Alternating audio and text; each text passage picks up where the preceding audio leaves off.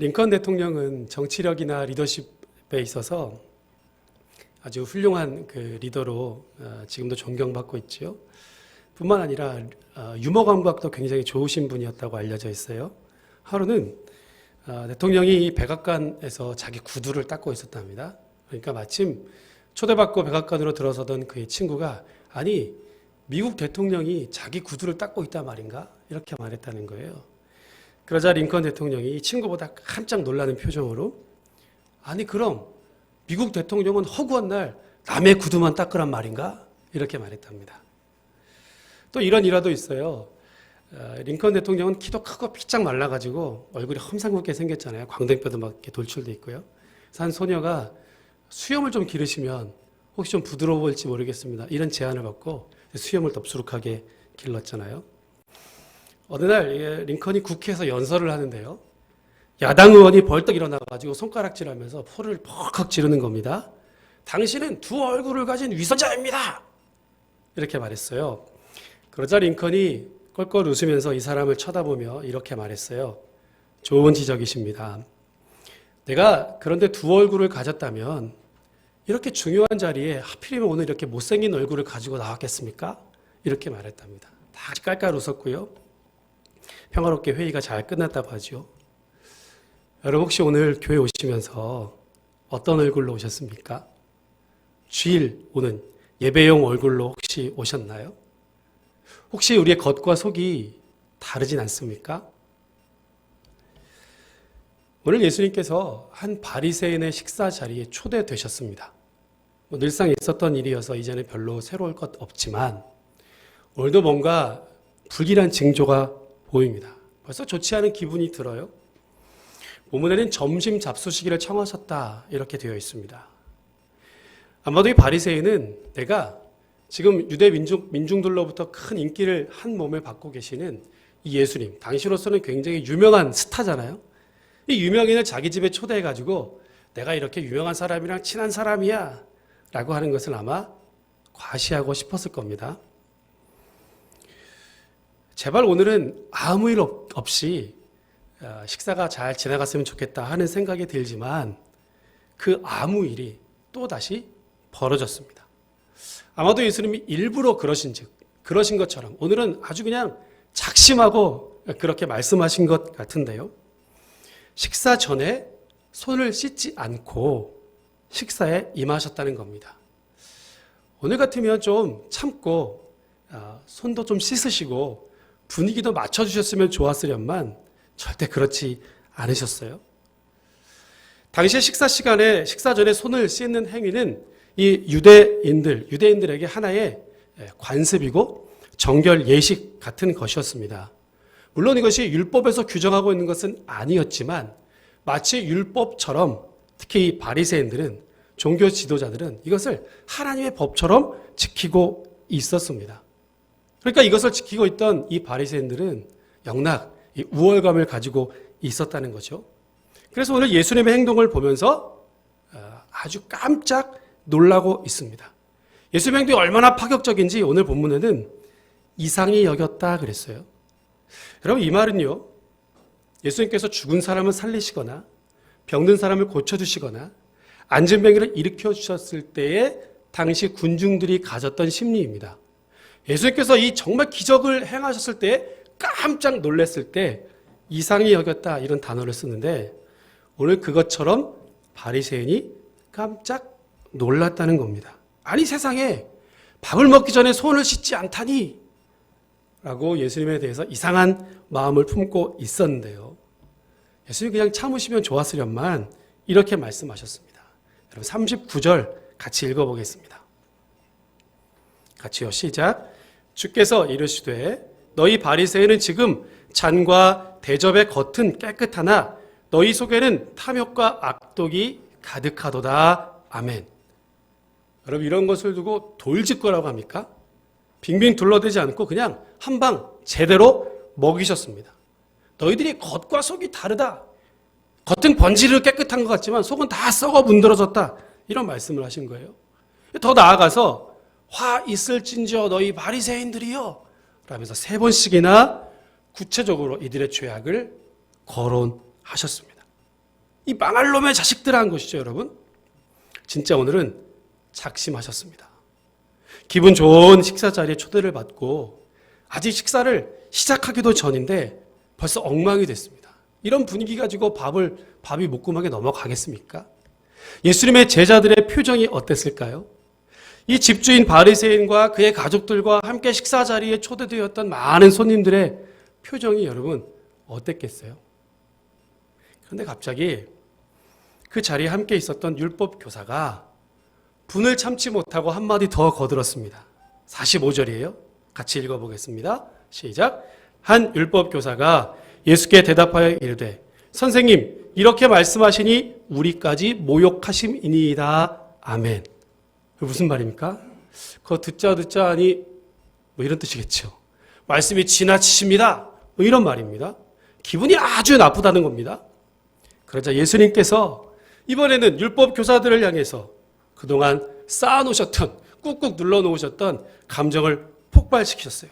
화 있을진저 또 너희 율법 교사여. 또 마찬가지로 3번씩이나. 너무 민망스럽고요. 몸둘 바를 모르겠습니다. 곧 치고받고 싸움이 날 것 같습니다. 그렇죠? 오죽하면 53절 보세요. 거기서 나오실 때에 서기관과 바리새인들이 거세게 달려들어 여러 가지 일을 따져 묻고 그 입에서 나오는 말을 책잡고자 하여 노리고 있더라. 그럼 분위기가 어떤지 대충 짐작이 가시지요? 완전히 식사 자리가 엉망이 되었습니다. 도대체 뭐가 잘못된 걸까요? 왜 예수님은 이토록 이 바리새인들을 싫어하시나요? 언제부터 예수님과 바리새인들의 관계가 이렇게 되었을까요? 그래서 그런지 저와 여러분들도 우리들도 바리새인 볼 때마다 서기관과 율법학자들을 볼 때마다 비슷한 감정을 느낍니다. 근데 실은 우리는 바리새인과 서기관들이 하는 것보다 훨씬 더 하나님을 덜 사랑하죠. 그럼에도 불구하고 우리는 그들을 손가락질합니다. 한 아이가 목사님에게 이렇게 자기 엄마를 일러 바쳤어요. 목사님, 우리 아빠가요, 엄마는요, 바리새인이래요. 그게 무슨 말이냐? 목사님이 다시 물었더니요. 엄마는 집에서 먹는 것보다 나가서 외식하는 걸 더 좋아한대요. 밥하기 싫은가 보죠. 외식은 그런 뜻은 아니죠. 예수님 당시에 종교적으로 정치적으로 여러 부류들이 있었는데요. 이것을 이해하려면 신구약 중간기를 잘 이해해야 합니다. 소위 침묵기라고 말하는 이 400년간의 역사들을 잘 공부하면 신약 성경이 더 활짝 열리게 됩니다. 구약의 끝은 포로로 잡혀갔다가 귀환한 것으로 끝나지요. 말라기에서 성전을 건축하고 성벽을 재건하는 것으로 끝나게 됩니다. 그리고 나서 신약 시대가 이제 마태복음에서 시작되는데 구약의 끝은 페르시아, 바사 시대입니다. 그렇죠? 그런데 신약을 시작할 때는 로마 시대가 됐어요. 그 중간에 무슨 일이 있었을까요? 400년간. 페르시아, 바사가 망하고요. 알렉산더를 중심으로 헬라 제국이 시작됩니다. 그리고 알렉산더가 죽은 다음에는 이 헬라 제국이 4개로 나누게 되고요. 유대 땅은 프톨레미 왕조가 다스렸고 그 다음에 셀류커스라고 하는 왕조가 다스리게 됩니다. 그러다가 예수님 당시에 로마 제국으로 넘어와서 로마의 식민 통치를 받게 됩니다. 이러한 과정 중에 정치적인 세력들이 다양하게 등장한 겁니다. 소위 마카비안, 그러니까 마카비 혁명을 일으켰던 폭동주의자들 말이고요. 두 번째는 열심당원들입니다. 로마를 상대로 암살, 테러를 일삼았던 사람들입니다. 주로 성경에는 셀롯인, 갈릴리 사람들 이렇게 불립니다. 이 중에서도 더 특별하게 열심히 있었던 사람들을 시카리라고 불렸고요. 그 외에 헤롯 땅이라는 사람도 있어요. 여러분 성경에서 보시죠. 유대의 분봉 왕이었던 헤롯을 추종하면서 실리적인 이득을 취하고 헬라와 함께 타협을 추구했던 사람들입니다. 주로 사두개인들이 여기에 속했습니다. 종교적인 당파들도 있었는데요. 방금 말씀드린 사두개파, 옛날에 공부할 때는 개파 이렇게 불렀고 또 바리새인은 세파 이렇게 기억했는데요. 다윗으로부터 시작되었던 다윗에 의해서 임명되었던 대제사장 사독의 계열들이다 자기들을 불렀고요. 현실적으로는 헬라화를 주장하고 부와 권력을 추구했던 사람들입니다. 귀족주의적인 사람들이었고요. 세속적인 것들, 바벨론 포로기에 가서 성전에서 예배를 드리지 못하니까 회당을 중심으로 율법을 공부하고 율법으로 다시 돌아가자라고 하는 분위기가 막 일었어요. 이런 운동을 주도했던 사람들이 바리새파였습니다. 산헤드린 공회의 일원이었고요. 유대인들, 백성들의 선생님이라고 하는 별명을 가지고 있었습니다. 많은 유대인들로부터 존경을 받았습니다. 이 사람들은요, 모세율법을 열심히 연구했기 때문에 특히나 이 레위기의 정결 예식에 대해서는 도 같은 사람들이었어요. 그런데 점차 시간이 지나면서 율법보다는 전통, 장로들, 조상들의 유전을 더 중요하게 여겼습니다. 그래서 십계명으로부터 613개나 되는 율법 조항들을 만들어내게 되었습니다. 그런데 형식주의, 율법주의로 빠지게 되었습니다. 이들은 사두개파와는 반대였어요. 부활을 믿기는 믿었습니다만 사두개파와 늘 적대적인 관계에 있었습니다. 또 세 번째 부류는 세례 요한을 중심으로 한 에세네파였습니다. 이들은 광야에 거하면서 수도원을 건설하고 거기서 하나님과 깊은 관계를 맺고 기도하는 사람들이었습니다. 반면에 율법 교사들은요, 직업적으로, 굳이 말하자면 직업적인 구분인데요, 이스라엘의 민간의 종교와 민사와 형사, 재판에 관련된 일들을 했고요, 변호사 역할들을 했습니다. 대부분 바리새파에 속해 있지만 사두개파 중에서도 율법 교사들이 상당히 존재했습니다. 주로 이들은 성경을 필사하는 서기관의 일들을 함께 겸하고 있었습니다. 당시에 노동자 하루 품삯이 데나리온이잖아요. 근데 이 사람들의 주급, 일주일 동안 일한 주급은 12데나리온이었다고 하니까 굉장히 보수가 많은 일이었습니다. 성경에서는 그래서 율법 교사들과 서기관과 바리새인을 구분하지 않고 한 통으로 말할 때가 종종 있습니다. 오늘 예수님과 논쟁 벌이고 있는 바리새인과 율법학자들도 그런 부류의 사람들이죠. 자, 이들이 얼마나 율법을 철저하게 지켰는지요, 오늘 예수님의 지적에서도 그대로 드러났는데 특히 11조 부분에서는 타의 추종을 불허합니다. 소득의 11조는 물론이고요, 반찬으로 먹는 채소도 11조를 드리고요, 간식으로 먹는 박하와 운향도 11조를 떼어서 드렸습니다. 그런데 그 다음 구절에서도 보는 것처럼 가난한 사람들에게는 무관심합니다. 고리대금을 일삼았고요, 무자비했고요, 공의와 하나님에 대한 사랑은 그래서 버렸다라고 지적을 받고 있습니다.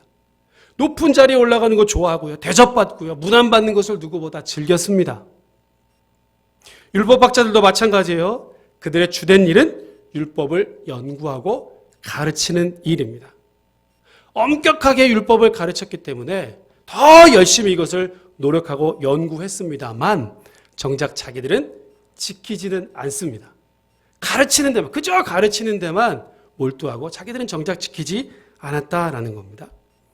그래서 많은 민중들에게 끊임없이 더 많은 짐들, 율법의 짐을 지우는데 앞장선 사람들이었다.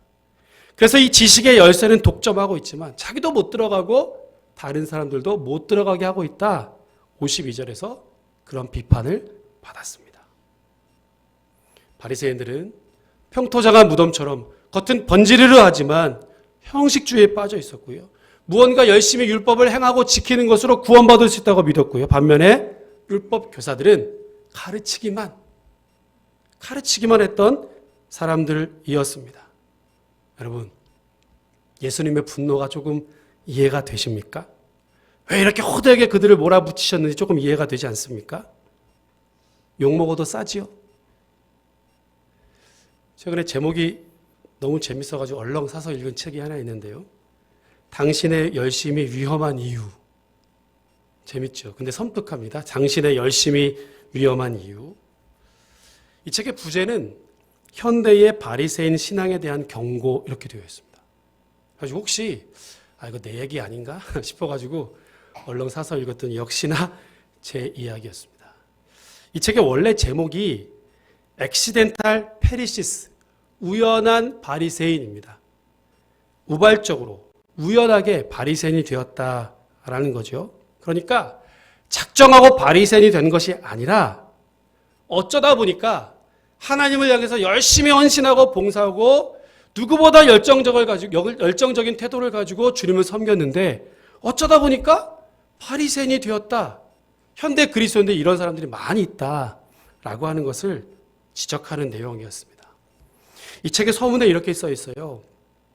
이 책은 최선의 의도와 하나님을 높이고자 하는 강한 열망에도 불구하고 부지불식간의 열성적 믿음의 모형을 추구하고 따라서 스스로 섬기고 있다고 생각하지만 알고 보면 주님의 일을 방해하고 많은 당신과 나와 같은 사람들에 대한 책이다. 문제는 영적인 열심이 아니다. 이것은 좋은 것이다. 우리는 열심히 주님을 섬기라는 부름을 받았다. 그러나 문제는 어긋난 열심. 전체적으로 성경과 맞닿아 있지 못한 주를 향한 열심이 문제이다. 아무도 스스로 원해서 바리새인이 되지 않는다. 그래서 우연찮게 바리새인이 되는 경우들을 몇 가지를 지적했어요. 첫 번째는 교만이었습니다. 끊임없이 남들과 비교하면서 내가 우쭐해지게 되고 오만하게 되고 교만의 자리에 앉게 된다. 이것이 현대 바리새인이라는 것이고요. 두 번째는 배타성입니다. 하나님 나라를 확장하는 것보다 사람들을 걸러내는 것이 더 중요해질 때, 조금만 이상해 보이면, 조금만 나와 다르면 나와 다른 사람으로 완전히 멀어지게 해버리는 그런 태도가 현대 바리새인이라고 했고요. 세 번째는 율법주의입니다. 오늘 바리새인들처럼 하나님 말씀에 끊임없이 무언가를 보태는 사람들, 규칙에 규칙을 더하고 전통에 전통을 더합니다. 호세아 말씀에서도 기록하는 것처럼 하나님께서 원하신 것은 인애인데 제사가 더 중요하게 여기는 것들, 현대의 바리새인적인 모습이라고 했고요. 과거 숭배도 마찬가지입니다. 좋았던 지난날들만을 계속 숭배하는 것처럼 중요하게 여기는 것. 그것이 중요한 것은 맞습니다만 거의 숭배 수준으로 올려놓으면 이것도 바리새적인 모습이다 그랬습니다. 획일성을 추구하는 것도 그래요. 통일성과 이것은 다른데요. 배타성이 더 나아가면 이렇게 됩니다. 다른 사상, 다른 생각, 다른 주장들에 대해서는 절대 받아들이지 않고 우리 모두가 다 똑같아야 된다 이렇게 주장하게 되면 이것도 성경의 본질을 약화시키는 것이고 교회의 하나됨을 허무는 것이라고 지적합니다. 마지막 여섯 번째는 은사의 투영입니다. 강요하는 겁니다. 고린도 교회 예에서 보는 것처럼 다양한 은사가 있는데요. 각자에게 필요한 은사들을 하나님 주셨잖아요. 그런데 어떤 특정한 은사를 가지고 이것이 가장 중요한 것이라고 우기게 되고 내가 그 은사를 만약 가지고 있다면 우월감을 가지게 되고 그렇지 않은 사람들에 대해서는 손가락질하고 비난하는 거죠. 또 그 은사를 받지 못한 사람들은 상대적으로 열등감을 느끼게 됩니다. 모두가 다 하나님을 향한 열심에서부터 비롯된 것들입니다. 처음부터 그러려고 했던 것은 아니라 이 말이에요. 이 책을 집어들면서 혹시 내 얘기는 아닐까? 아니었으면 좋겠다 했는데 역시나 제 이야기였습니다. 부끄러운 말씀을 좀 드릴까 하는데요. 예전에 사역하던 교회에서 제가 9년 7개월 정도를 있었습니다. 엄청 오래 있었죠. 그 횟수로는 10년 있었습니다. 그렇게 오래 있으리라고는 생각하지 않았고요. 계획하지 않았습니다. 그리고 그보다 그 전에 섬겼던 분당에 있는 모 교회에서 3년간 사역을 했습니다. 아주 크고요. 아주 고급스럽고 성도들은 아주 신사적인 그런 교회였습니다. 그러다가 이름도 낯설고 거의 처음 들어본 도시로 옮겨갔고요. 비교적 사이즈도 너무 작았어요. 한 2,000명밖에 안 됐으니까 너무 작았어요. 이전에 섬기던 교회에 비하면 3분의 1, 4분의 1도 안 되는 아주 작은 교회였습니다. 그러니까 제 안에 얼마나 우월감이 있었겠어요. 건물도 그렇고 시설물도 그렇고 교회 여러 가지 시스템도 그랬고요. 프로그램도 촌스러웠습니다. 교인들의 수준이 비할 바가 못 되었습니다. 죄송하지만 이 분당 사람들은 천당 밑에 분당이라 이런 말 하잖아요. 제가 가서 보니까 천당이 나누어져서 분당이래요. 자기들은 그렇게 생각하면, 죄송합니다. 분당에 사시는 분 있으면 죄송합니다만 그런 우월감을 가지고 계시더라고요. 그곳에서 3년 동안 사역하는 동안 저도 거의 똑같이 그렇게 되어버렸어요. 그래서 옮겨가 보니까 얼마나 이 은근히 제가 깔보는 경향이 저도 생겨가지고 그 몇 년 동안 진짜 힘들었어요. 제가 말끝마다 오래 안 있을 거야. 한 3년만 있다가 나가야지. 이런 말을 계속 불평불만과 더불어서 3년만. 그러니까 3년이 다가오니까 어때요? 제 마음이? 이제 조급한 거예요. 빨리 나가야겠는 거예요. 내가 그렇게 말했으니까 그때 나가야 되잖아요. 나갈 때 봐라, 내가 보기 좋게 번듯한 교회 담임 목사로 나가야겠다. 이런 마음을 품고 진짜 열심히 작심해서 기도했습니다. 근데 기도를 하던 어느 새벽에 하나님의 음성이 제 귀 앞에서 진짜 또렷하게 들리는 것을 경험할 수 있었습니다. 그 하나님의 음성은 바로 내가 너를 여기에 왜 두었는지 아냐? 내가 너를 왜 목사로 불렀는지 알아? 이런 말씀이 들어요. 제가 이렇게 돌려봤다니까, 기도하다가. 진짜로 여기서 들려가지고요. 그 질문에 대한 답은 이것이었습니다. 주님께서 세우신 공동체를 건강하게 세우는 것이죠. 그것을 위해서 저를 부르셨고 이곳으로 저를 데리고 오시지 않았습니까? 제가 아주 그때나 지금이나 건강한 교회 노래 불렀는데요. 그때 그렇게 제가 고백했던 것 같아요. 그때 또다시 주님의 음성이 들렸어요. 야, 그러면 꼭 어디로 가야 그걸 할 수 있냐? 여기서는 안 되냐? 여기서나 잘하시지? 이런 음성이 또 들려왔어요. 맞잖아요, 여러분. 하나님의 교회를 건강하게 세우는 위해서 내가 목사가 되었고 여기에 있다면 여기서 그것부터 열심히 해야 되는 건 아닙니까? 말은 다른 데 가야지 열심히 할 수 있고 담임 목사가 되어야 열심히 할 수 있고 그렇게만 제가 그렇게 기도했던 거예요. 그날 아침 펑펑 울었습니다. 그리고 열심히 그 다음 동안에 열심히 사역했어요. 그래서 제가 하나님의 사람으로 온전하게 되었을까요? 그날 이후로? 다음 이 시간에. 그랬으면 좋으련만 여러분. 그랬으면 좋겠는데요. 그 감격과 감동이 그렇게 오래가지 못했어요. 얼마 있다가 새롭게 담임 목사님이 바뀌었어요. 그래서 저는 행정목사, 선임 목사가 됐어요. 제 아래로 교육자들이, 전사님들까지 포함한 20명쯤 되는 행정을 맡아서 청년부를 맡아서 교구를 맡아서 열심히 사역했습니다. 그런데 제 딴에는 열심히 해보려고 새롭게 부임하신 담임 목사님의 눈에 들려고 그분과 마음을 합해서 열심히 교회를 섬겨보려고 진짜 열심히 했는데 아니 가만히 보니까 어느 날 나만 열심히 하고 있는 거예요. 새로 바뀌신 담임 목사님은 그렇게 옛날처럼 막 이런 표현이 좀 그렇지만 이렇게 짜시는 분, 쥐어짜는 그런 스타일이 아니었기 때문에 가만히 보니까 67명의 이 부목사들이 다 놀고 있는 것 같아요. 나만 열심히 사역하고 있고 나만 열심히 성경 공부하는 운영하고 있고 나만 열심히 신방하는 것 같고 나만 이렇게 설교를 잘하는 것 같고 나만 아이디어가 많고 나만 이것도 잘하고 나만 저것도 잘하고 있고 나만 늘 기준은 나였습니다. 얼마나 제가 힘들었겠어요. 겨우 10명도 안 되는 그 부목사들끼리 비교하면서 상대적으로 내가 좀 우월하다고 우쭐하다고 내가 잘난 척하고 그렇게 살고 있었습니다. 비교하다가 이것이 오만으로 커지고 교만으로 번져가고 내가 어느덧 우연한 바리새인이 되어 있더라고요. 내 눈에 들보는 보이지 않고 남의 눈에는 티만 보면서 그저 지적만 하고요. 끊임없이 나를 비교하면서 우월감과 우쭐함으로 괴로운 시간들을 보냈습니다. 여러분, 제가 그런 사람이에요. 죄송합니다만 계속해서 기도해 주기 바라요. 지금 완전히 되었을까요? 아니요. 아직도 멀었습니다. 오늘 바리새인들이 11조를 철저히 드렸잖아요. 여러분, 11조의 근본 정신은 무엇입니까? 이 물질이 다 하나님의 것이죠. 그래서 하나님과의 관계 속에서 정말 감사한 마음으로 10개 중에 9개만 가져오는 게 11조죠. 4개에 있는 10개 중에 하나를 드리려고 하면 굉장히 아까운 마음이 듭니다. 그런데 원래 하나님의 은혜가 아니면 나는 아무것도 없는 사람이고 아무것도 없었는데 9개나 주셨으니까 얼마나 감사한 거예요. 원래 거기에 있던 건 거기에 두는 게 11조예요. 그죠? 따라서 혹시 아깝다는 생각이 드시거들랑 내가 11조를 해야지 우리 교회와 예산이 잘 운영될 수 있겠지라고 하는 마음이 들거들랑 여러분 다시 한번 생각해 보십시오. 혹시 아까운 마음이 드시걸랑 안 하셔도 괜찮아요. 나중에 감사한 마음이 드실 때 그때 하세요.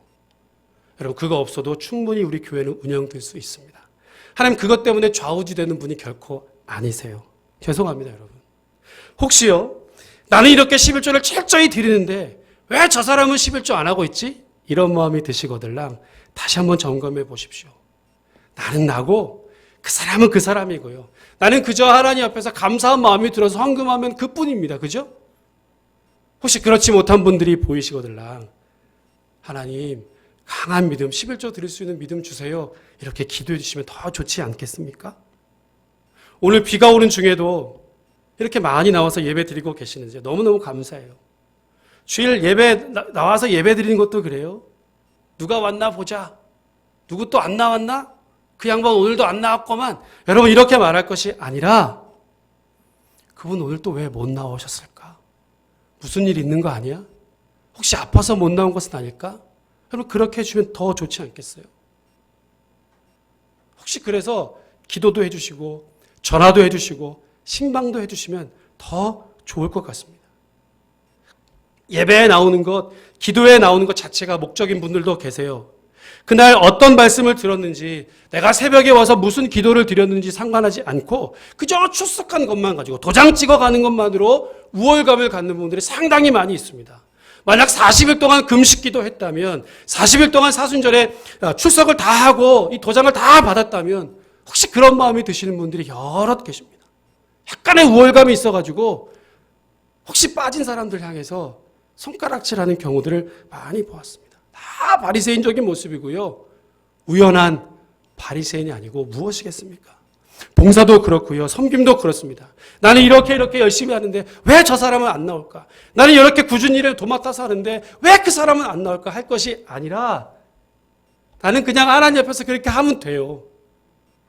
내가 그냥 상급을 받으면 되는 것이고요. 죄송하지만 아니면 아닌 것이지요. 여러분 비교할 것도 아니고요. 우월감 가질 것도 아닙니다. 혹시 우리 교회 공동체는 지나치게 배타적인 것은 아닌지도 잘 생각해 보셔야 돼요. 여러분 교회는 세상의 빛과 소금이라면서요. 세상을 섬겨야 되죠. 그런데 혹시 오늘 예배드리는 중간에 저 뒤에서 허름한 차림에 술 냄새도 풀풀 나고 누가 봐도 노숙자 같은 사람들이 걸어 들어온다면 여러분 어떤 눈으로 보셔야겠어요? 혹시 여기는 오실 곳 못 되니까 나가시라고 다른 데서 예배 드리시라고 여러분 그런 마음 혹시 들지 않겠습니까? 아마도 우리의 시선이 그렇게 곱지는 않을걸요. 물론 요즘 같으면 그 사람이 어떤 사람인지 어디서 온 사람인지 혹 누가 보내서 온 것은 아닌지 그렇게 보아야 하는 것은 맞습니다만 여러분 그것 때문에 진짜 우리의 마음도 닫아버린다면 문제가 생기는 것 아니겠어요? 우리는 늘 여기에 있어서 익숙하고 이것이 좋지만 혹시 교회에 새로 오신 분들에게는 얼마나 불편할까도 한 번쯤 생각해 보아야 할 것입니다. 전에도 말씀드렸죠. 우리의 최대의 장점이 가족 같은 분위기인데 그냥 우리끼리만 가족 같다면 여러분 이것은 큰 문제가 될 수도 있습니다. 우연한 바리새인이 될 수 있습니다. 혹시 여러분 이런 우연한 바리새인의 모습이 우리 안에 있다면 어디 이것뿐이겠어요? 우리 안에 그와 같은 모습이 있다면 시간 철저하게 하나님 앞에 회개해야 할 줄로 믿습니다. 사랑하는 건강한 교회 성도 여러분, 저나 여러분이나 까딱하면 우연한 바리새인이 될 수 있음을 기억하십시오.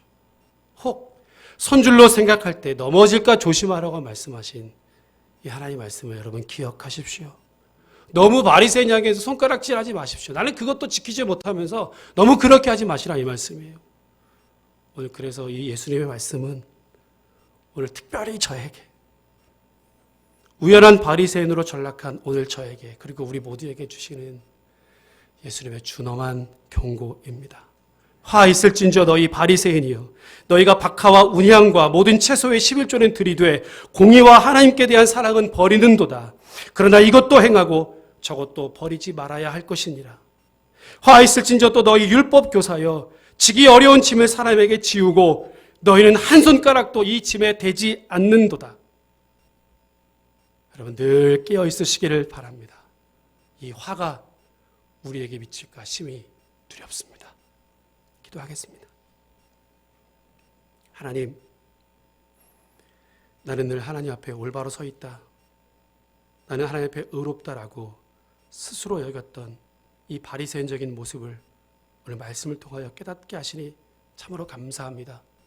우리는 그저 익숙하고 우리는 늘 해오던 것이지만 혹 다른 사람들에게 벽을 쌓거나 담을 쌓거나 그들을 밀어냈던 적은 없었는지, 우리 안에 이 바리새적인 모습들은 혹 없었는지 오늘 우리를 돌아보게 하여 주옵소서. 그리고 혹시 그러한 것들이 발견되었다면 이제는 다시 그 길로 돌아가지 않도록 철저하게 주님 앞에 회개하고 결단하는 마음으로 늘 주님 앞에 두렵고 떨리는 마음으로 겸손한 마음으로 설 수 있도록 하나님 우리에게 은혜를 더하여 주시옵소서. 오늘 이 말씀을 기억하여 우연한 바리새인 되지 아니하도록 남을 정죄하고 판단하고 남에게 이 강력한 잣대와 규범을 들이대지 않는 겸손한 하나님의 백성들 다 될 수 있도록 우리 모두에게 은혜를 더하여 주시옵소서. 그래서 하나님 나라에 온전히 확장되는 일에 쓰임받고 우리 건강한 교회와 성도들의 삶이 천국을 경험할 수 있도록 하나님 우리 모두를 축복해 주시옵소서. 감사드리며 예수님 이름으로 기도합니다. 아멘.